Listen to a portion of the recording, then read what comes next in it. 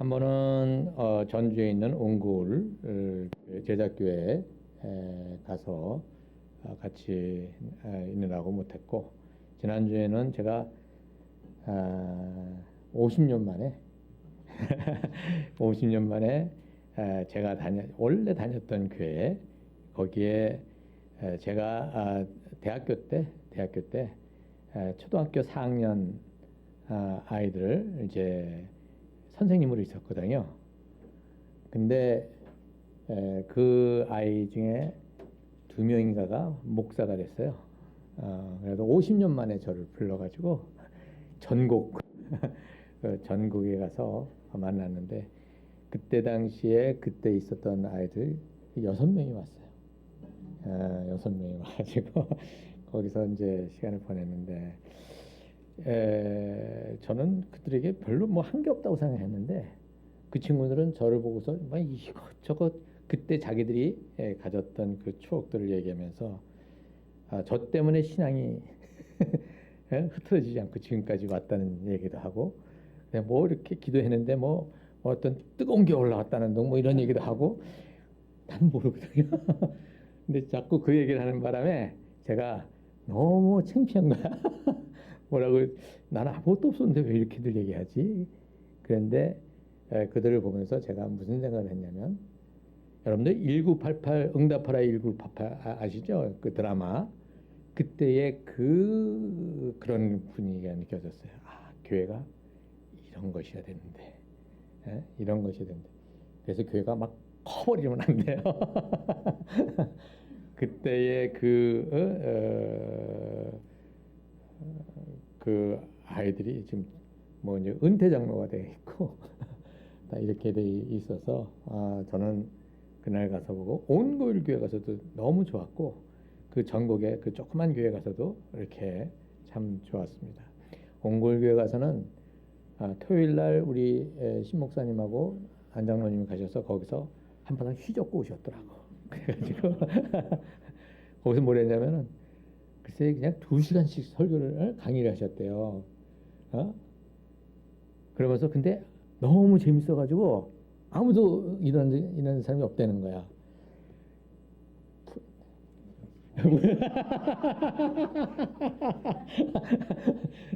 안정로님은 더 했대. 야, 이거 어떡하지? 그래서 내가 이제 그 목사님한테 오전 설교는 그래도 짧게 해야 되는 게 괜찮지 않겠습니까? 했더니 시간 마음대로 줄 테니까 그냥 계속 하라는 거예요. 그래서 제가, 야, 이거 참 큰일 났네. 그러고서 산상순을 지금 제가 여기서도 하지 않습니까? 근데 산상순을 5, 6, 7 이 세 개를 그 한 번 설교에 다 해달라는 거야. 머리가 뽀개지는 것 같았어요. 그런데 하나님 앞에 좋다, 이걸 해보자 우선 했는데 저도 2시간을 갔어요. 근데 어떻게 한 사람도 안 떠나는 거예요. 아이들도 그렇고 어른들도 그렇고. 또 두 번째 그 강의가 오후 2시 반에 있었었는데, 보통 그렇게 되면 이제 오후에는 좀 덜 오잖아요.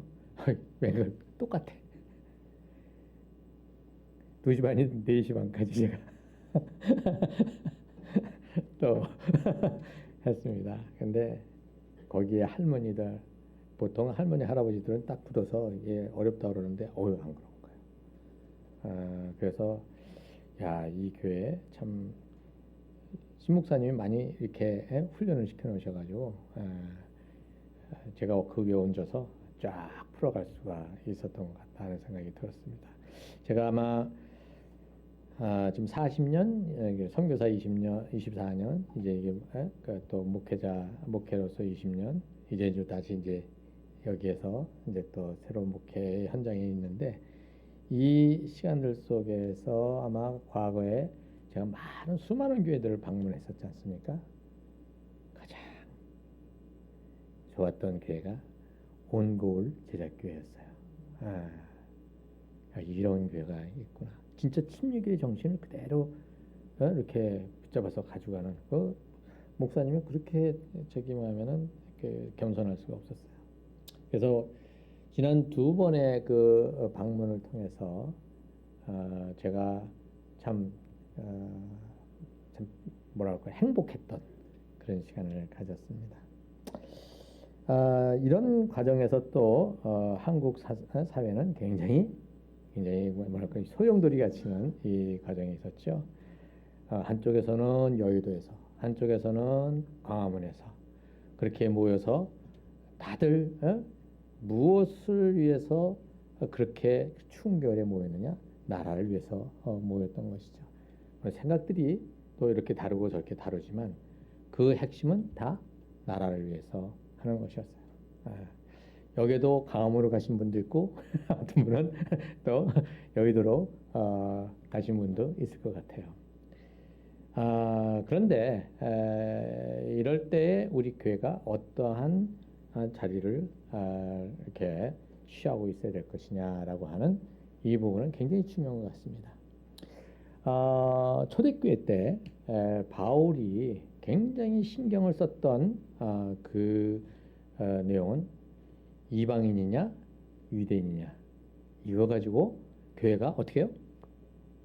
갈라져 버리는 그런 거로 바울이 굉장히 신경을 썼거든요. 로마서에도 그렇고 갈라디아서도 그렇고 에베소서에도 그렇고 계속해서 그 문제를 가지고 얘기하면서 특히 이제 에베소서에서는 너희가 예수 그리스도가 십자가의 죽음으로 어떻게 해요?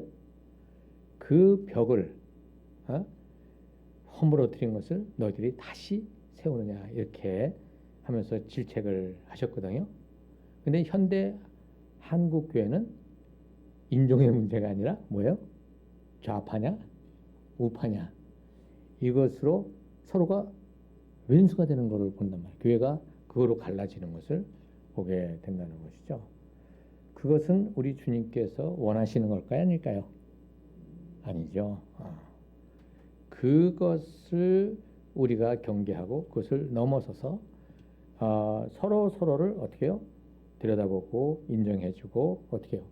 그들의 상대방의 이야기를 들어볼 수 있는 그러한 마음이 우리 안에 있지 않으면은 그리고 그것에서 우리가 또 어떻게 분별하고 이렇게 해나가는 그런 마음을 가지지 않으면 교회는 어느새 우리들도 모르는 사이에 이게 두 쪽이 나와버리게 됩니다.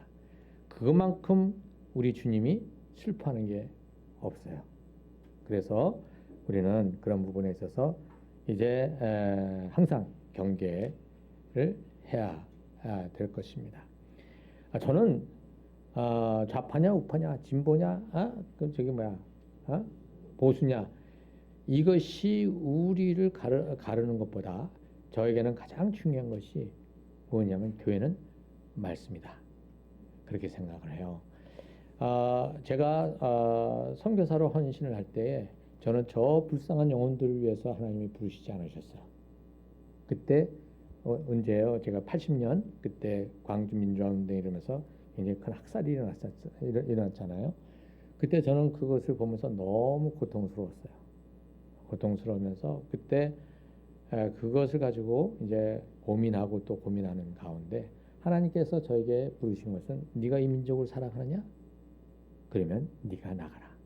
이 민족을 사랑하면 네가 나가라. 그때에 제가 받은 것은 교회가 건강해야지 이 민족이 산다. 그것이었어요. 여러분들 교회사와 이 서구 유럽 세계사를 이렇게 쭉 돌아보면 결국은 뭐냐면 교회가 교권을 가지고 암투를 벌이고 부패하고 그랬었을 때에 그 서양의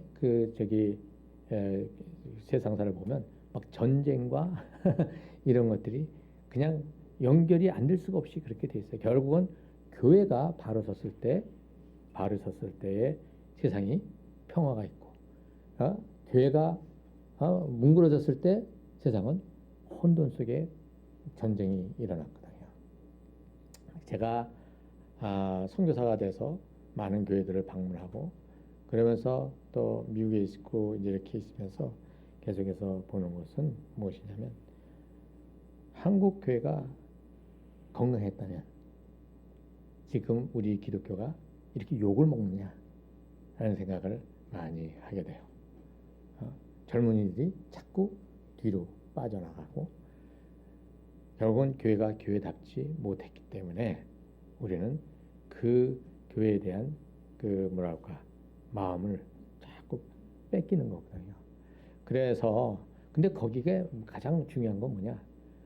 한국 교회가 말씀에 진지해야 된다. 우리는 하나님 중심, 말씀 중심, 교회 중심이라고 하면서 그 말씀 중심이라고 하는 그것이 제대로 빌드업이 되어 있지 않다고 생각을 해요.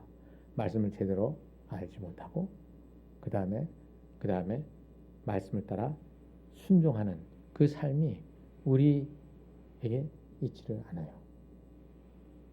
아니 우리 교회는 좀 있을까? 생각을 해보는데 그래서 저는 선교사 생활을 하면서 24년 생활하면서 계속해서 그것이 고민이 되었고 그리고 이제 목회 현장에 있으면서도 계속 그것이 고민이 되었고 지금 여기서도 저는 여러분들 첫 설교가 제가 무슨 설교인지 아세요? 제가 한 말씀이 뭐냐면 말씀을 제대로 알고 그 말씀에 따라 순종하는 그 연습이 없는 이 말씀 사역은 아무 의미가 없다. 그렇게 얘기를 했습니다. 그래서 우리는 가장 중요한 것은 바로 이 말씀을 제대로 알고 이 말씀에 따라서 살아가는 삶. 이것이 교회를 살리고 이 교회가 사라졌을 때에 하나님은 여기에서 바르게 양육된 우리 성도들이 세상에 나가서 바르게 살아가는 것이죠. 우리나라 국회에 크리스찬이 40몇 %예요. 근데 저렇게 어지럽거든요. 분별을 못하는 거예요. 크리스찬들이라도 무엇이 옳은지 무엇이 틀린지 분별을 못하는 거죠. 우리 행정부에 있는 그 통치하는 자들도 꽤 많은 사람들이 크리스찬들이에요. 그럼에도 불구하고 어떻게 가는 것이 말씀에 따라 하나님의 나라의 그 의와 사랑을 어떻게 펼쳐내는 것인지를 모르기 때문에 지금 이렇게 혼란 가운데 있는 것입니다. 그래서 오늘 저는 여러분들하고 이제 주님 오시는 이 날 강림절을 우리가 기념하는 이때에 우리 주님이 왜 오셨는가? 이 오신 이것은 결국은 뭐예요? 이스라엘이 혼란 가운데 있었지 않습니까? 그 어려운 가운데 있는데 아무도 어떠한 방향을 내놓지 못하는 그런 혼란 가운데 우리 주님이 드디어 이 세상을 구원하러 오셨다라고 하는 얘기가 2장 11절에 나오지 않습니까? 이제 이것을 가지고 오늘 잠깐 여러분들하고 같이 나누도록 하겠습니다. 자, 오늘 말씀 2장 1절에서 20절 같이 보도록 하겠습니다. 자, 우리 교독하도록 하겠습니다. 먼저 읽으십시오. 시작.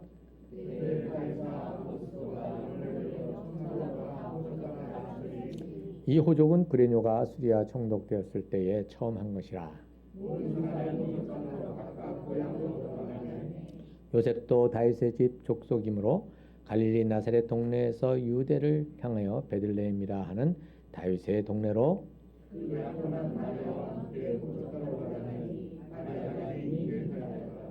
거기 있을 그때에 해산할 날이 차서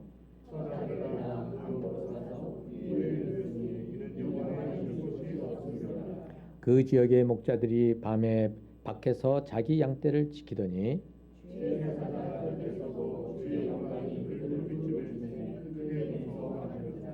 천사가 이르되 무서워하지 말라. 보라, 내가 온 백성에게 미칠 큰 기쁜 좋은 소식을 너희에게 전하노라.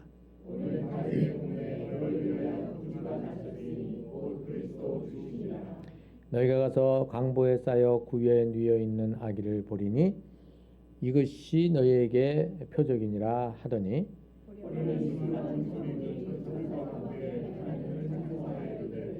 지극히 높은 곳에서는 하나님께 영광이요 땅에서는 하나님이 기뻐하신 사람들 중에 평화로다 하니라.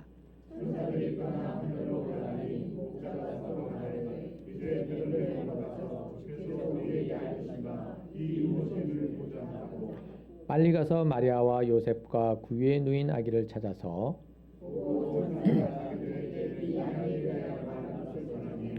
묻는 자가 다 목자들이 그들에게 말한 것들을 놀랍게 여기되 마리아는 이 모든 말을 마음에 새겨 다 같이요. 목자들은 자기들에게 이르던 바와 같이 듣고 본 그 모든 것으로 인하여 하나님께 영광을 돌리고 찬송하며 돌아가니라.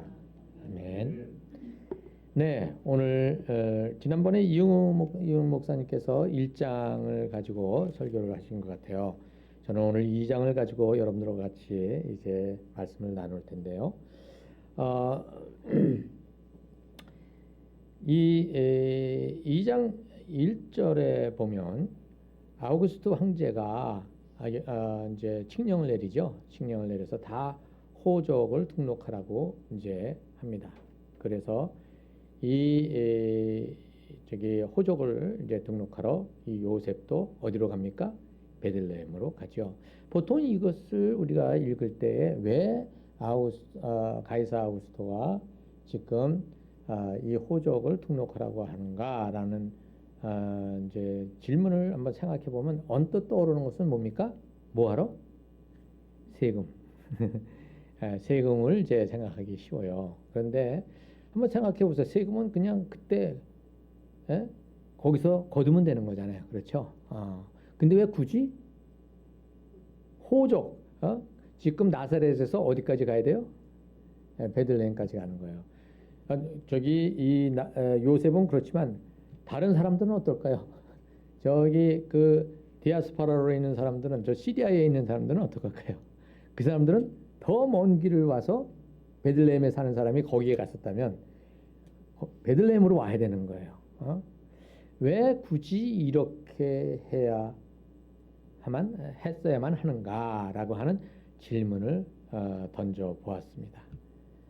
그냥 세금의 이유가 아니다라는 거죠. 그렇다면 이 아우구스투스의 그 뭐랄까요, 프로파일을 좀 우리가 좀 들여다봐야 되지 않는가, 백그라운드를 들여다봐야 되지 않는가 하는 생각을 해봅니다. 자, 먼저 그 로마 제국의 그 저기 지도를 한번 열어주시죠. 요거 말고 지도 거기 있죠. 예. 자, 여기가 지금 그 당시에 그 로마 제국의 지금 영토예요. 굉장히 넓죠, 그렇죠? 예. 자, 그런데 여기서 이태리 저 로마 저기에서 이 서쪽은 그 아우구스투스의 아버지, 그 양아버지가 누구죠? 카이사르. 예. 율리스 카이사르죠. 예. 그 율리스 카이사르가 이 이태리의 로마에서 이 서쪽을 어떻게 해요? 영향을 주는 사람이었고, 그 다음에 요쪽에 이 터키나 요쪽 이 지역을 영향을 주었던 사람이 뭐냐면은 그 어디죠? 폼페이우스였어요. 이 폼페이우스였는데, 그 다음에 이제 이 율리스하고 이 저기 폼페이우스하고 이제 대결을 벌이다가 누가 이기게 됩니까? 율리스가 이기게 되죠. 그러니까 율리스가 이겼는데 이 폼페이우스가 지나간 다음에 여기에 누가 들어오냐면은 안토니우스가 이제 들어옵니다.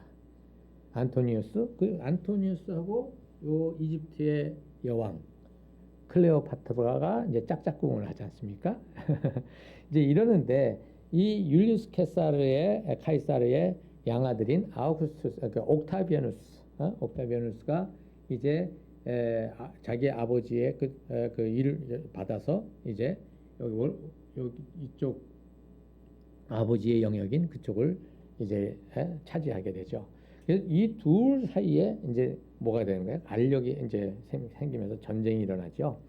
근데 결국에 가서는 BC 27년인가 그때에 이 두 진영이 악티움에서 이제 악티움 해전이 이제 벌어집니다. 그래서 그때 안토니우스하고 누구예요? 클레오파트라가 패전을 하게 되고 이제 자결을 하게 되죠. 그러면서 그게 아마 27년쯤이 됐는데 BC 그때에 이제 비로소 이 옥타비아누스가 이 온 지역을 다 총괄하게 되면서 그때에 그가 이름을 받는 것이 아우구스투스예요. 이제는 그때부터 이제 황제 제도가 이제 들어오기 시작하죠. 그 동안에는 공화정, 그래서 원로 제도였었는데 이제는 완전히 대통령제로 바뀐 거예요. 한마디로 얘기하면. 이제 이렇게 되는 이 과정 속에서 지금 이쪽을 아무리 저기 옥타비아누스가 이제 잡았다 그래도 여기 안토니우스와 클레오파트라의 그 잔존하는 세력들이 남아 있을 거 아닙니까? 그렇죠? 이들은 항상 누구에게? 옥타비아누스에게 뭐예요? 그 뭐랄까 저거가 되는 거죠. 반란의 그 어떤 그 요소를 가지고 있는 거죠. 자, 다음 그 아까 슬라이드 한번 보여주세요. 자, 여기에 요 헤롯 대왕이 이제 중간에 꼈어요. 그래서 여러분들 보면 율리스 케사르하고 폼페이우스일 때 폼페이우스가 아까 우리 동부 쪽을 받았다 그랬죠.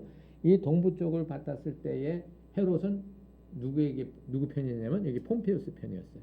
그러다가 옥타비아누스가 이기니까 또 헤롯이 그쪽으로 붙어요. 붙었다가 또 안토니우스하고 클레오파트라가 이쪽에 등극을 하니까 이제 이쪽으로 또 붙었다가 그 다음에 옥타비아누스가 아우구스투스가 되니까 다시 저쪽으로 붙어서 아주 이 정치하는데 아주 귀재였어요. 근데 요런 헤롯이 이 동부 쪽에 하나만 있었겠어요? 아우구스투스는 이러한 왔다 갔다 하는 이 철새들을 어떻게 해요? 알겠죠? 정치하는 사람들이 그걸 모르겠습니까?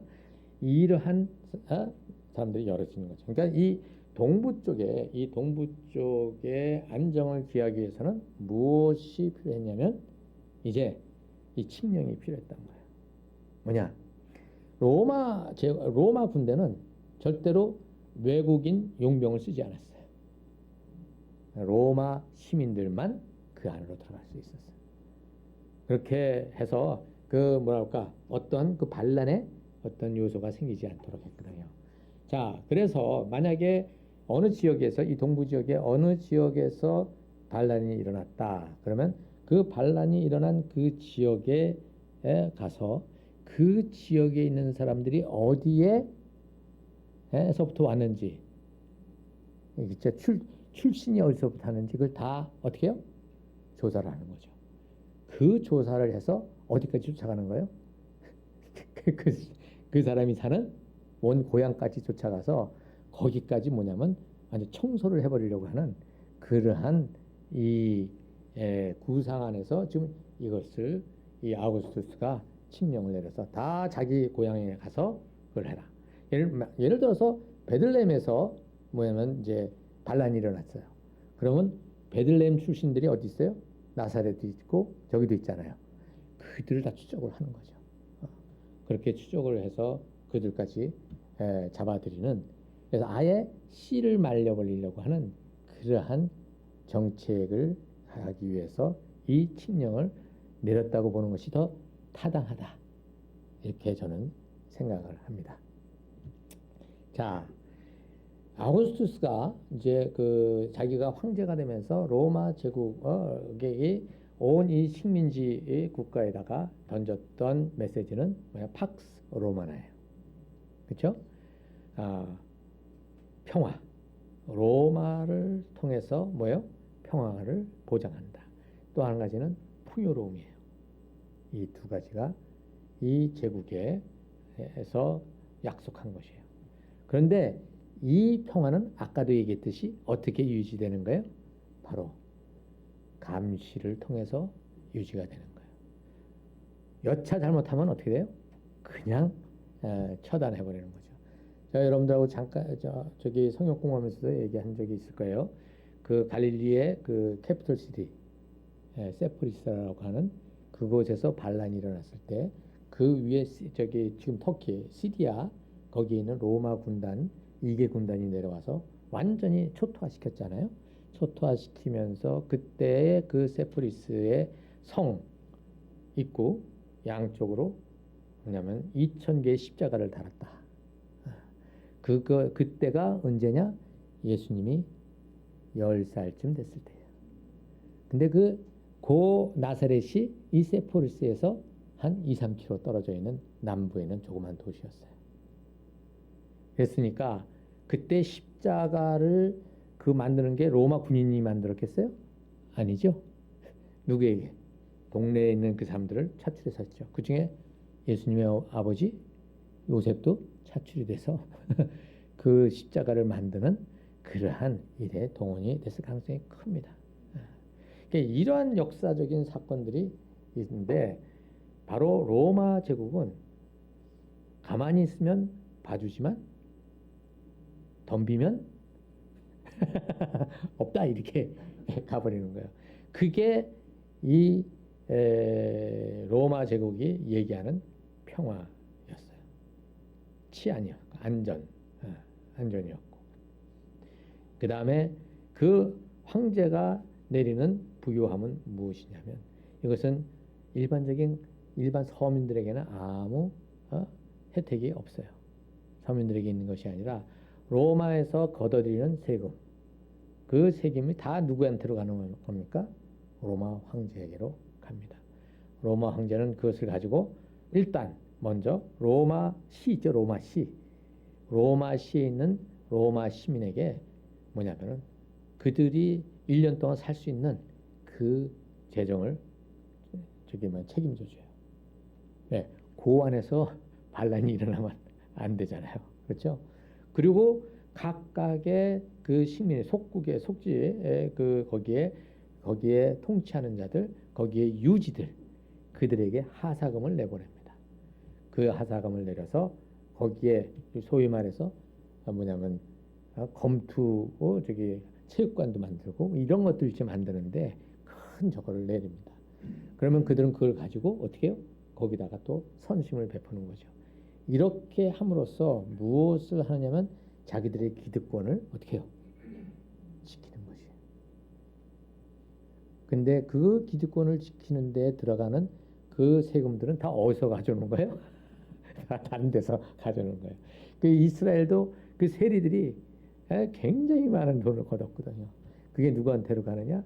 거기에 그때 당시에 헤롯 집안으로 들어가고 그 다음에 또 로마 황제한테로 가고 또 자기들도 어떻게 해요?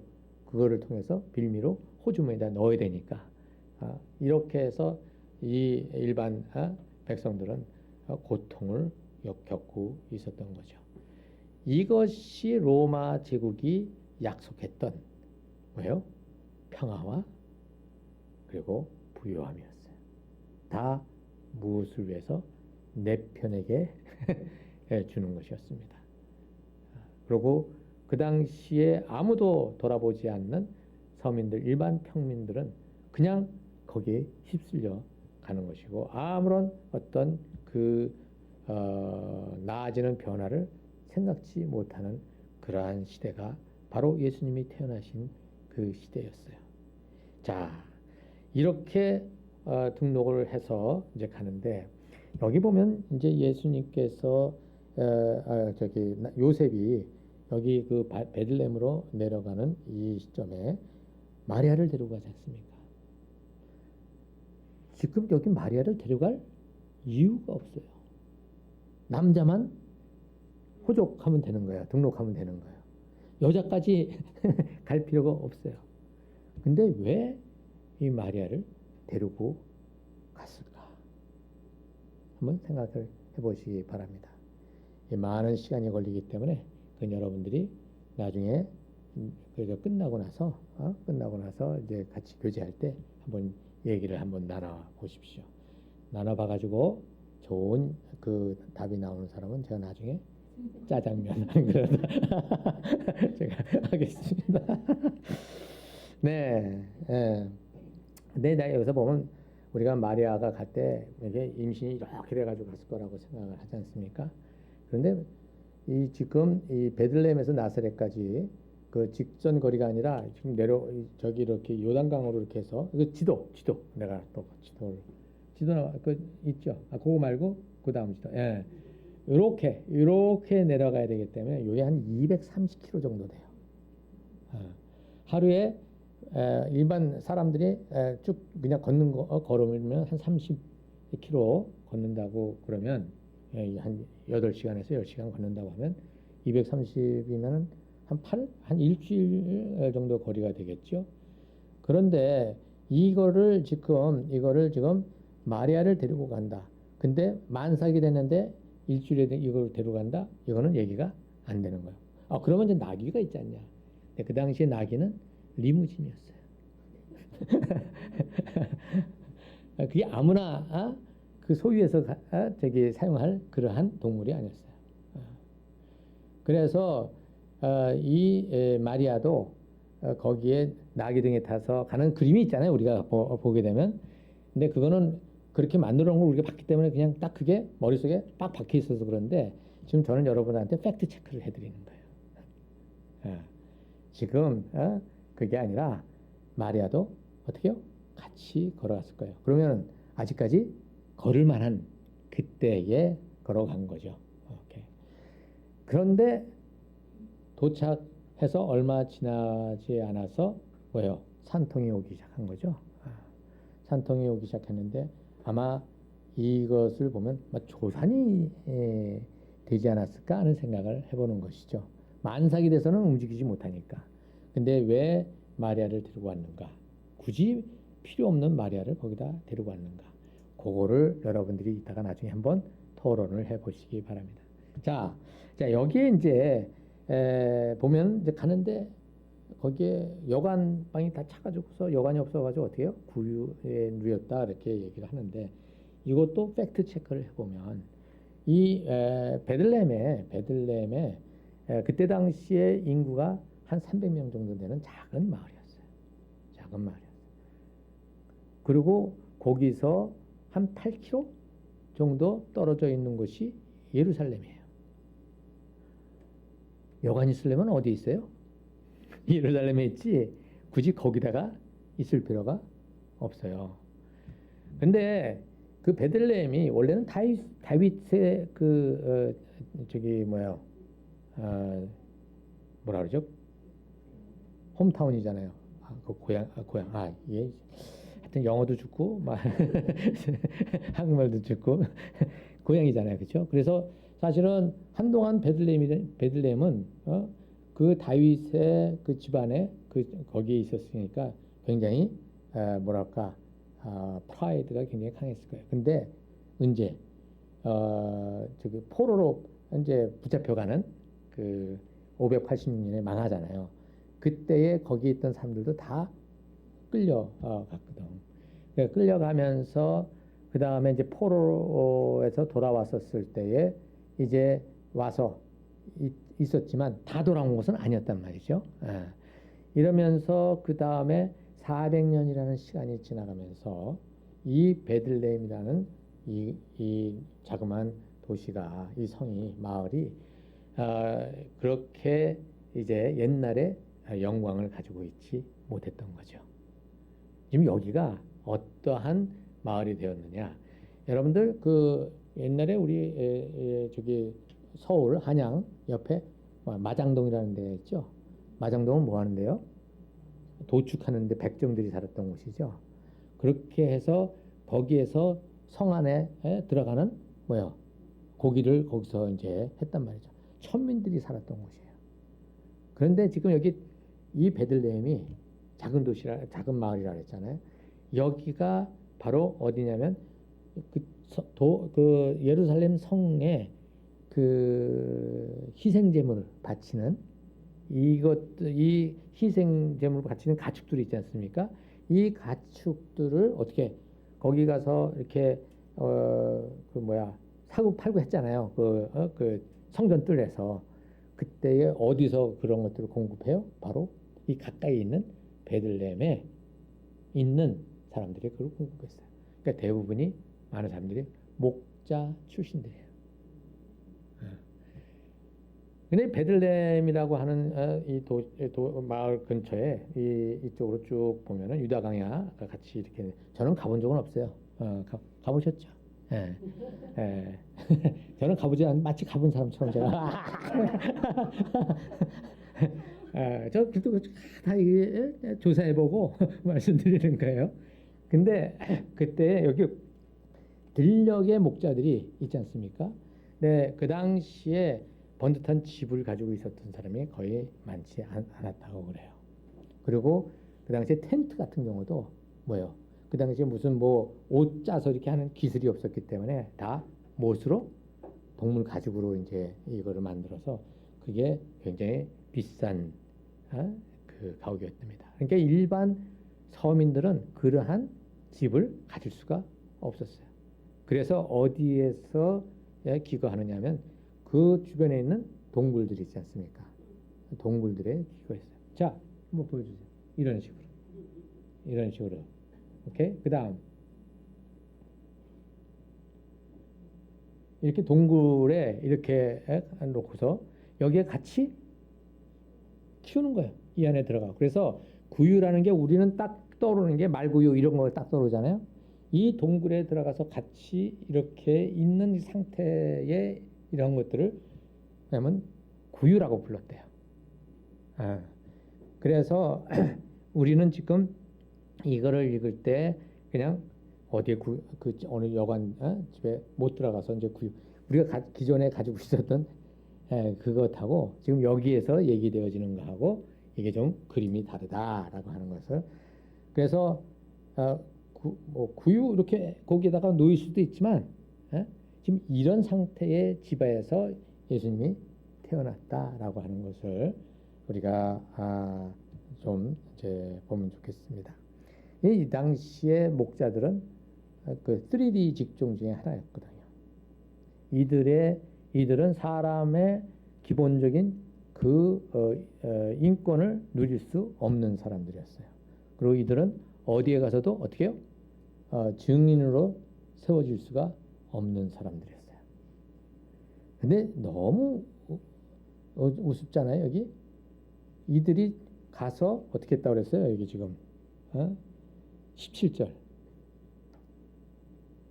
17절은 보면 뭐라고 그랬습니까? 이야기된 것을 사람들한테 전했다고 그랬어요. 이 전한 거를 사람들이 어휴 그래? 이랬을까요? 저것들 또 흰소리 한다 이렇게 됐겠죠. 여러분들 우리 그 핸델의 그 메시아 있지 않습니까? 그거 저도 옛날에 그 합창단에 들어가서 그거 막 한 번씩 저도 했거든요. 막 헷갈리면서 너무 복잡해가지고. 근데 그때 그 핸델의 메시아를 이렇게 들으면 굉장한 것처럼 보여요. 근데 오늘 여기에 보면 너무 초라한 거예요. 마치 우리 핸델의 메시아를 이렇게 들으면 마치 아구스투스 황제가 등극하는 것처럼 느껴지는데 사실 여기에 보면 여기에 이 동굴에서 태어난 우리 아기 예수님, 이 예수님이 태어났다는 이 복된 소식, 이 복음을 누구한테 전하냐면 왕에게, 어떤 귀족들에게 전하는 게 아니라 목자들에게 전했다 했어요. 이 목자들은 지금 어디에 있는 거예요? 들녘에 있다고 그랬지 않습니까? 이 들녘에 있다고 하는 이것도 또한 우리가 생각해 보면 그 이스라엘에 이제 건기 우기가 있거든요. 네, 우기가 언제부터 시작되죠? 10월부터 12월, 1월, 2월까지가 그 정도가 이제 우기고 그 다음에 3월, 우리 6월절이 시작되는 그 3월서부터 이제 쭉 해서 9월, 10월 그때가 이제면 건기예요. 들녘으로 나가는 때는 건기 때 나가요. 12월에 우리 성탄절 지키죠? 이때는 우기야. 그래서 들녘으로 나가지 않고 그 마을 근처에서 먹이고 거기다가 집어넣고 이렇게 했어요. 이제 그렇게 보면은 우리가 겨울에 크리스마스를 지내는 게 한 거고 이게 안 맞아 들어가죠. 그렇죠? 그래도 괜찮아. 왜냐면 교회가 그렇게 결정했으니까. 그것으로 그게 하나의 그냥 예수님이 태어났다는 게 중요한 거지.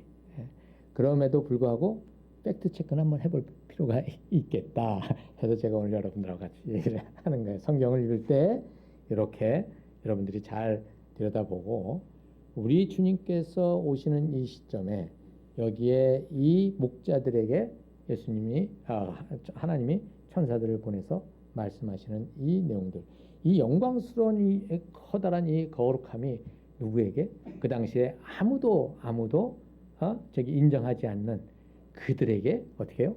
전해졌다는 거죠. 이것이 우리에게 굉장히 좀 심각하게 생각해 봐야 될 부분이다 이렇게 생각을 해봅니다. 자, 그건 이제 조금 더 이제 우리가 내려가면 되겠는데요.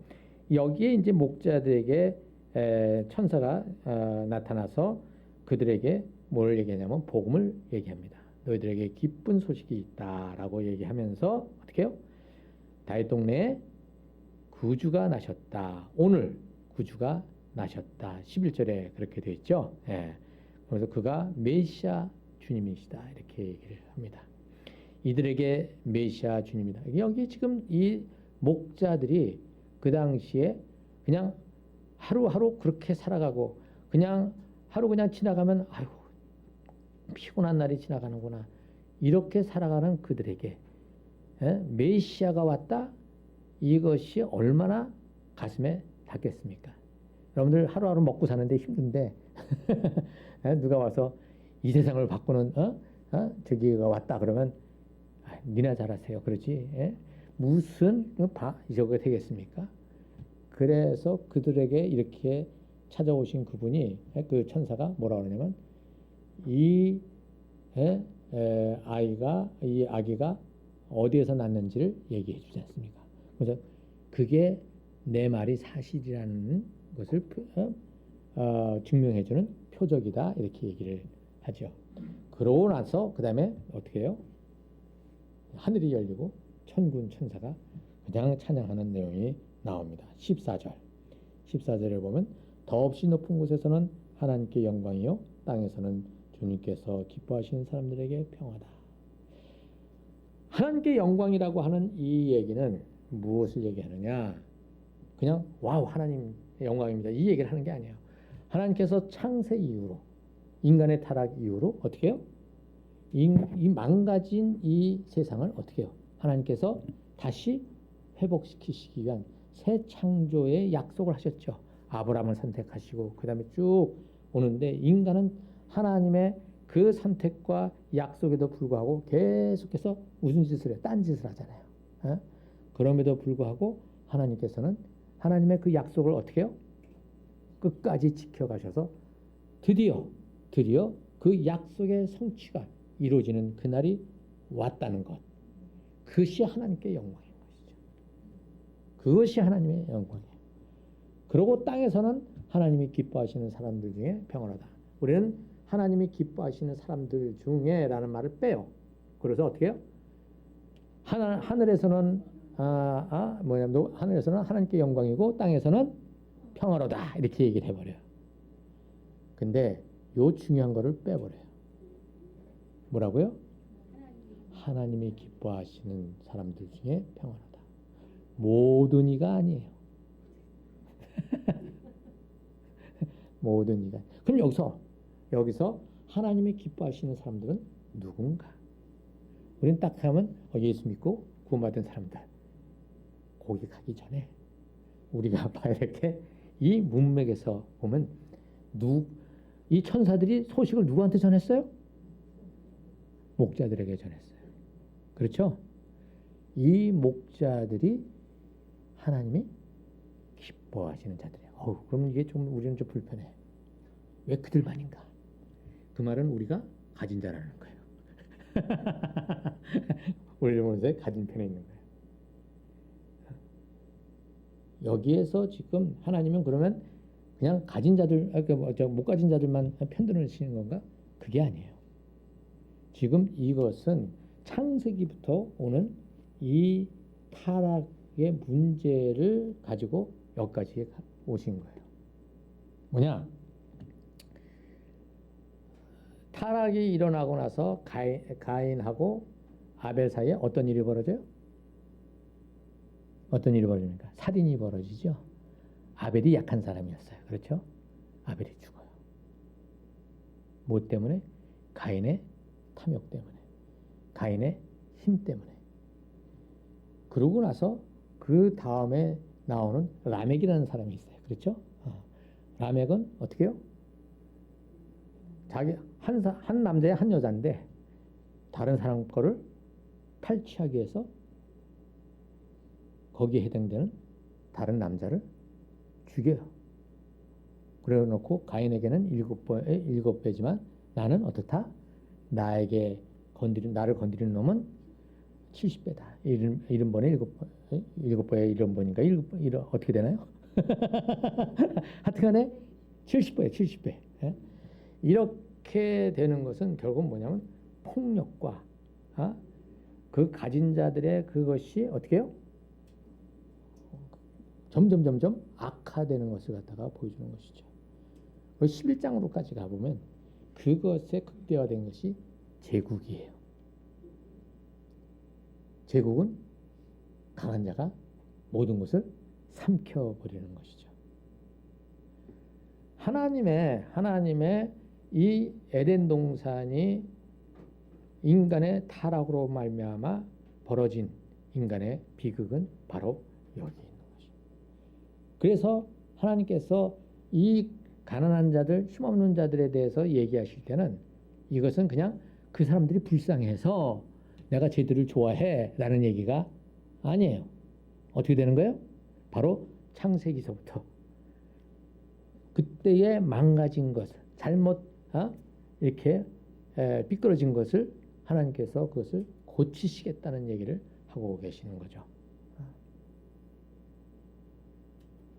그래서 여기에 하나님이 기뻐하시는 사람 중에는 평하다라고 하는 이 말은 결국은 이 타락이 시작됨으로써 생긴 이 폭력과 이 모든 것으로부터 어떻게 해요? 하나님이 이제는 이것을 회복시키시겠다. 그것을 누가?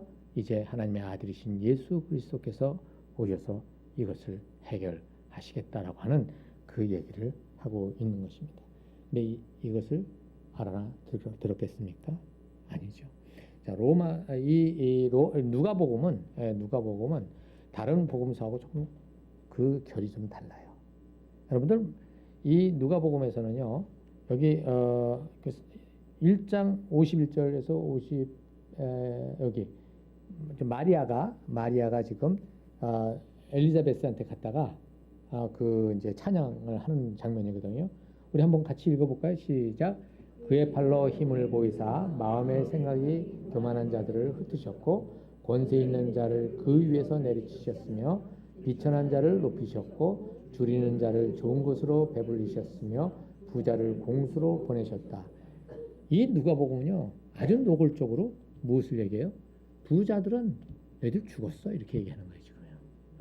그 권세 있는 자들 너희들은 하나님께서 내리치실 거야. 이게 마리아가 한 얘기예요.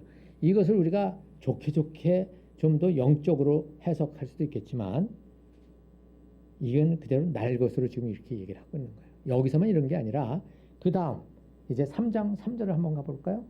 3장 3절을 보면 침례 요한이 요단강 부근 가축에 와서 죄사함을 얻게 하는 회개의 침례 세례를 전파합니다.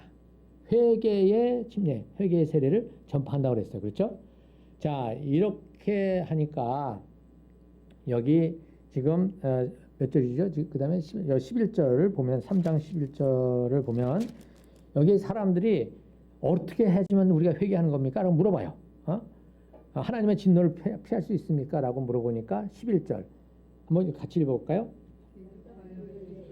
옷 두 벌 있는 자는 옷 없는 자에게 나눠줄 것이요 먹을 것이 있는 자도 그렇게 할 것이라 하고 그 다음에 세리들도 시작 세리들도 세를 받고자 하여 와서 이르되 선생이여 우리는 무엇을 해야 하리까 하며 이르되 부가 된 것 외에는 거두지 말라. 14절 군병들도 물어 이르되 우리는 무엇을 해야 할까? 거짓으로 고발하지 말고 받는 금료를 족한 줄로 알라 하니라. 여러분 마태복음에서 마가복음에서 회개하라 천국에 가까웠느니라 라고 하셨을 때 이런 얘기가 없어요. 그렇죠? 그래서 제가 여러분들한테 회개는 나 중심의 삶에서 어떻게 해요? 하나님 중심의 삶으로 돌아서는 것이 회개다. 굉장히 원론적인 것을 얘기했어요. 그렇죠? 근데 이 누가복음에는 아예 그것이 무엇이냐 했을 때 이 사람들, 이 세리들, 이 군인들에게 이런 식으로 구체적인 것들을 얘기하는데 이거는 앞부분에서 마리아가 얘기했던 그것을 그대로 가지고 나가는 것을 우리가 볼 수가 있습니다. 자, 그 다음에 4장 한번 볼까요?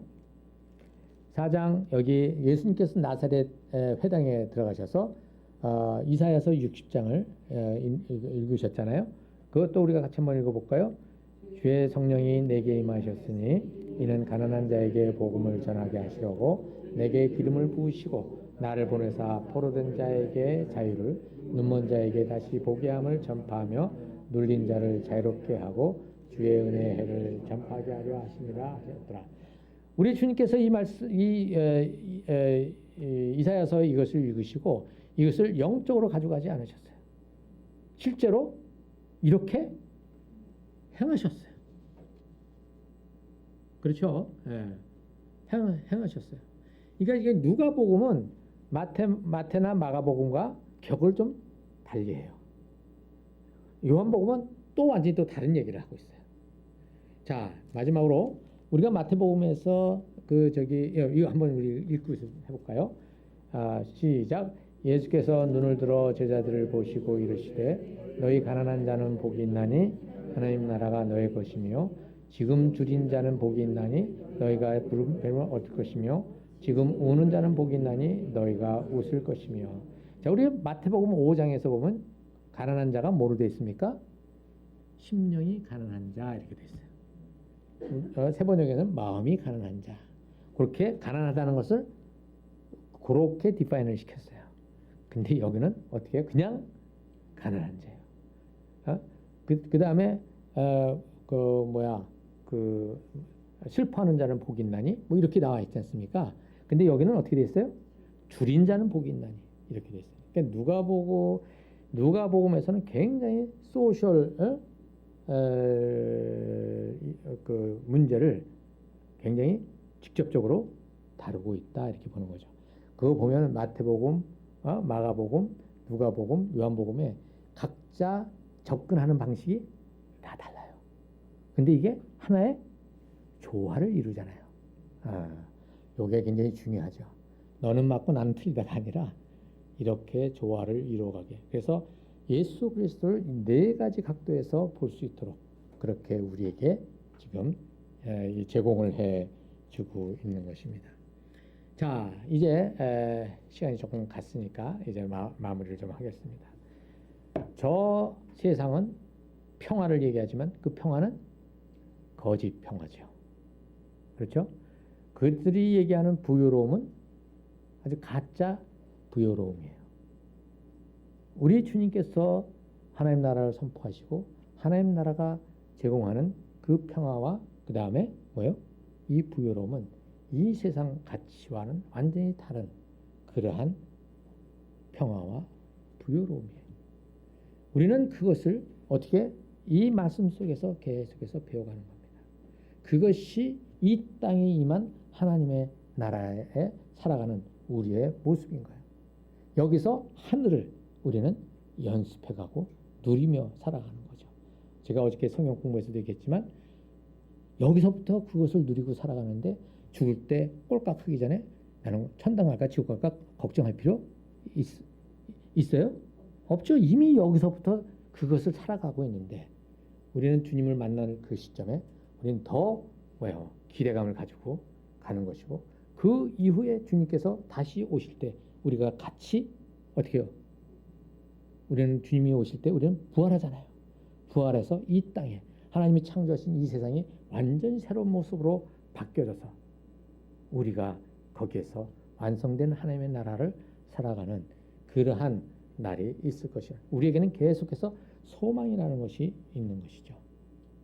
그렇죠? 네. 자, 이제 우리는 다시 돌아와서 여기저기에서 이렇다 저렇다 하는 것에 휘둘리지 말고 우리는 하나님의 말씀에 집중해서 이 말씀이 우리를 빌드업 시키게 해줘서 우리가 이쪽 진영이든 저쪽 진영이든 그곳에서 어떤 것이 옳고 그른가를 분별할 줄 알고 거기에서 주님의 어떤 그 말씀의 축을 붙들고 걸어갈 수 있다면 그것이 우리 주님께서 우리에게 원하시는 모습이 아닐까 그렇게 생각을 해봅니다. 여러분들도 한번 생각해 보시고 이것이 맞다 그러면 순종히 걸어가시기를 바랍니다.